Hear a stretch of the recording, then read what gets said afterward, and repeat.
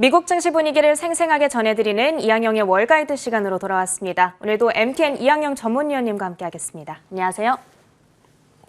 오늘은 이 미국이 독립기념일 기념으로 휴장을 하루 해가는 하루였습니다. 그래서 오늘은 저희가 오랜만에 유럽 증시 동향을 좀 확인해 보려고 하는데요. 마감 시황이 어떻게 됐나요? 네, 상반기로 보면 유럽 증시가 미국 증시에 결코 뒤지지 않았습니다. 일부 국가별로 보면 미국보다 더 오른 나라도 꽤 있거든요. 네. 여튼 유럽 증시도 좀 상승세를 이어가고 있고요. 오늘도 마찬가지입니다. 오늘 미국 시장은 독립기념일로 휴장했지만 오늘도 유럽 증시는 초반에 좀 등락이 있었는데 결국은 대부분이 플러스로 마감됐습니다. 특히 은행주가 1.8%나 상승을 했고요. 유럽 전체적인 지수를 우리가 얘기하는 대표적인 지수가 몇 개 있는데 그중에 대표적인 것이 스탁스 600인데요. 0.3% 상승한 채 마감하면서 사상체 효과에 바짝 또 다가선 상태입니다. 영국은 0.58%가 올랐고요. 그리고 독일 닥스 지수죠. 0.08%가 올라갔습니다. 프랑스입니다. 카크 40이라고 하는 건데요. 0.2% 반등한 채 마감됐고요. 오늘 미국 시장 열리지 않았지만 오늘 전 세계 금융시장에서 가장 큰 관심은 역시 유가 부분이 되겠는데요. 브렌트유가 드디어 77달러 선을 넘어선 채 거래가 되고 있습니다. 생산 증가를 다룰 예정인 오페크 플러스 회담이 결국은 지금 또다시 이제 취소가 됐고 언제 열릴지도 모르는 상태가 됐습니다. 그리고 이런 것은 시사하는 것은 일부 뭐 아랍에미레이트 국가가 이제 거부했다 뭐 이런 얘기들 나오고 네네. 있는데 확실한 건 잘 모르겠고요. 결국은 중요한 것은 상당 기간 지금 어떤 증산을 다루는 어떤 회의는 열릴 가능성이 지금 없어졌고 이런 것이 결국 유가의 상승을 일으켜왔고 이런 것들이 아마 오늘 밤에 열린 미국 시장에 또 한번 에너지 관련된 주식에 영향을 미칠 가능성이 크다라고 이해하시면 되겠네요. 네, 오늘 그러면 특히나 에너지 관련주들 저희가 눈여겨봐야 될 것 같습니다. 앞서 유럽 증시 시황에 대해서도 전해주셨는데요. 이 유럽 경제도 역시나 지금 델타 변이 바이러스가 확산되고 있음에도 불구하고 지금 이 회복세를 이어가고 있는 걸까요? 네, 맞습니다. 델타 변이 바이러스에 대해서는 우려의 목소리가 상당히 큰 것이 사실입니다. 이제 미국도 마찬가지가 되겠고 유럽은 이제 더욱더 더 심각한 수준을 가 있는 나라가 많은 거죠. 아시다시피 이제 유로 2020이 열리고 있지 않습니까? 네네. 그러면서 이제 영국에서 중결승 결승이 열리는데 뭐 6만 명이다, 뭐 6만 5천 명이다 하면서 독일 정부랑 계속해서 경론이 있었고요. 특히 이제 이탈리아가 이제 이번에 좀 올라가 있는 거 아닙니까? 네. 그러면서 이탈리아에서는 벌써 한 수주 전부터 영국에서 하면 안 되고 이탈리아에서 해야 된다 이런 얘기를 하고 있는 겁니다. 어찌되었건 거기서 상당히 논쟁이 있는데요. 그래서 여러 가지 우려의 목소리 분명히 있죠. WHO에서도 경고를 하고 있고요. 미국에서도 마찬가지인데요. 그런 거랑 상관없이요. 하여튼 그런 우려감이 있는 건 사실이지만 지금 유로존의 IHS 마켓의 복합 PMI가 오늘 드디어 최종 확정 6월치가 발표됐는데요. 2014년 집계 이후 최고치가 나왔습니다. 59.5라는 최고치가 나왔고요. 참고적으로 5월은 57.1이었습니다. 잠정치가 한 59.3인가 그랬기 때문에 더 좋게 나왔고요. 가장 큰 것은 15년 내 가장 빠른 민간 부분 경제활동의 회복세가 주요 배경으로 알려지고 있고요. 이것이 결국 미국이나 어떤 유럽 모두 주식시장이 강하게 움직이는 가장 그런 기본이 되는 것은 결국 경제가 지금 좋아지고 있다. 물론 다음은 어떻게 될지 모르겠지만 지금 현장은 그렇다라고 이해하시면 되겠습니다.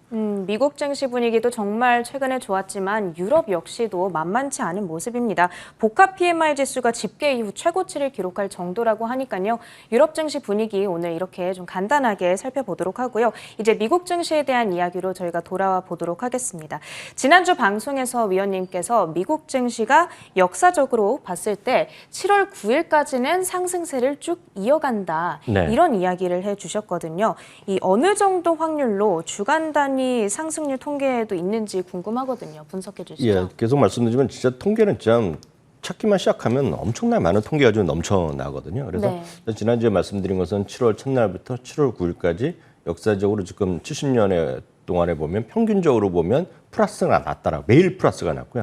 실제로는 6월의 마지막도 3일부터 3일 동안 올랐다고 평균이 나오기 때문에 평균적으로 보면 거래일수로 보면 9일 연속으로 올라가는 그림이 분명히 과거에 있었는데 이번에 어떻게 될지 모르죠.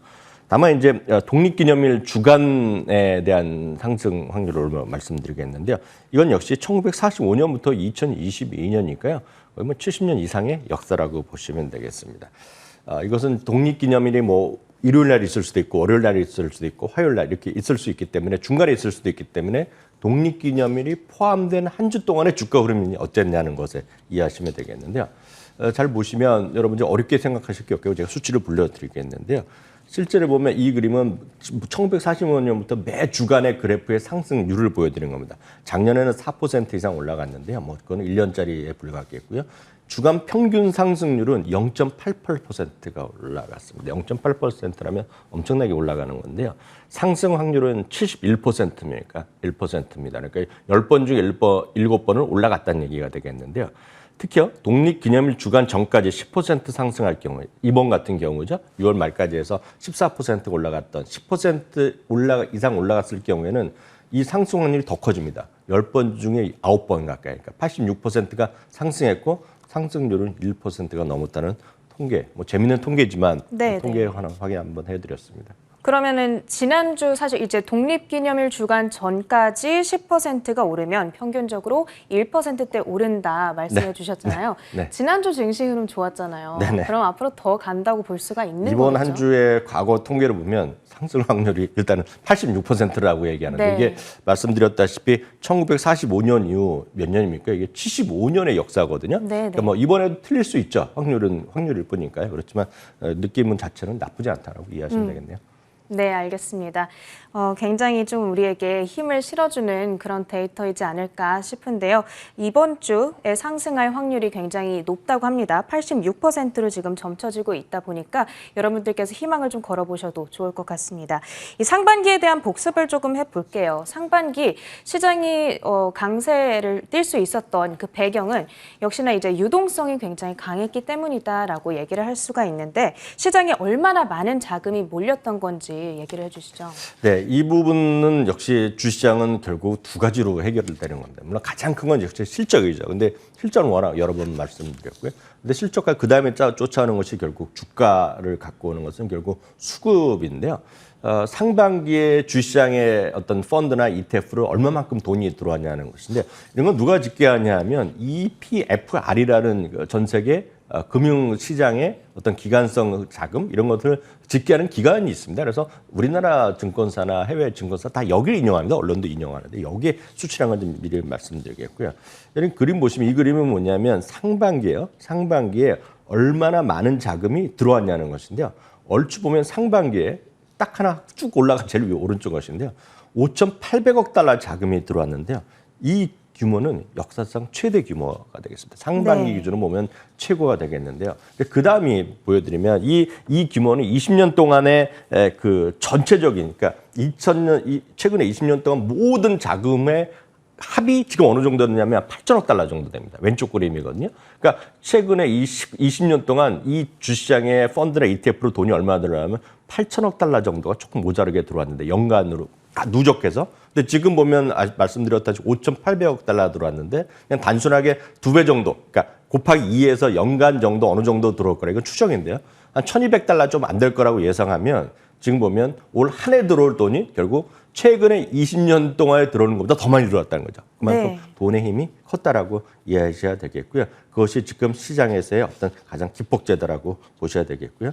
특히 이제 시가총액 기준으로 보면 어느 정도 S&P 500이 14% 올라갔는데 가장 큰 역할을 하는 것은 그냥 순서대로 말씀드리면 시가총액으로 보면 역시 섹터별로 보면 에너지와 금융이 되겠지만 시가총액 기준으로 보면 마이크로소프트가 가장 큰 역할을 했겠고요. 그러니까 주가 지수 상승, 그다음에 알파벳, 그다음에 페이스북, 엔비디아, 엑슨모빌, JP모건, 버크셔 뱅크 오브 아메리카, 아마존, 페이팔 순으로 이 10개의 순서대로 시장의 가장 큰 상승에 기여를 했다라고 이해하시면 되겠습니다.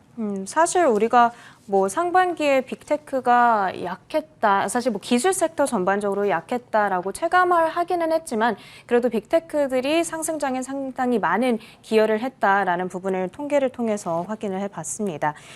이렇게 상반기 시장은 굉장히 화려하게 우리가 마무리를 해봤어요. 그 부분 복습을 해봤는데 이 주가 외에 상품이나 통화 가치는 어땠는지도 궁금하거든요. 이 부분도 짚어주시죠. 네, 제가 주식을 여러 번 말씀드렸는데 화폐 가치를 보면 이제 달러 대비 어느 정도가 어느 나라가 더 강해졌냐는 것인데요. 의외로 브라질 같은 경우가 지금 상반기에 4.5%나 강해졌고요. 아일랜드가 3.3% 그리고 캐나다 달러 얘기하시면 많은데요. 2.7% 올라갔습니다. 반면에 한국과 스위스, 일본 화폐는 상대적으로 작년에 워낙 강했기 때문에 그렇겠죠. 올해는 좀 쉬어가는 모습이었고요. 전체적으로 보면 그 상품 가치까지 말씀드리면 화폐랑 달리 상품은 여러 가지 분야가 있겠는데요. 휘발유가 61%나 올라갔습니다. 우리나라 이 정도 아닐 것 같은데 어떤 61%는 올라갔고요. 원유가 55%, 그리고 말씀드렸다시피 베이컨 만들고 소세지 하는 돼지고기가 50%, 옥수수가 48%가 올라갔고 면이나 밀도 8%와 2.8% 올랐습니다. 반면에 저는 주스값이 내려간지 모르겠지만 오렌지 주스는 0.6%가 내려갔고요. 네. 금도 6.2% 내려가고 코코아는 제가 뭐 어떤 건 얘기하는지 모르겠습니다. 그 해당 사항이 없어서 그런지 모르겠지만 코코아가 10.7%가 하락했네요. 네. 상품별로 이 가격 등락률이 어떻게 차이를 보였는지까지 확인을 해봤어요. 오늘은 미국 증시가 이제 하루 쉬어갔던 만큼 저희가 차분하게 유럽 증시 동향도 살펴봤고요. 그리고 상반기 시장의 동향이 어땠는지 이 증시 그리고 상품 시장의 흐름까지 확인을 해봤습니다. 내일은 이제 저희가 이 미국의 거래가 다시 시작이 되는 만큼 2분기 기업들의 실적이 얼마나 상향되고 있는지 확인을 해보도록 하겠고요. 또 거기에 따라서 투자자들이 투자 전략을 어떻게 가져가면 좋을지 월가의 조언까지 확인해 보도록 하겠습니다. 오늘 이 시간은 여기서 마쳐보도록 할게요. 오늘도 MTN 이항영 전문위원님과 함께했습니다. 고맙습니다.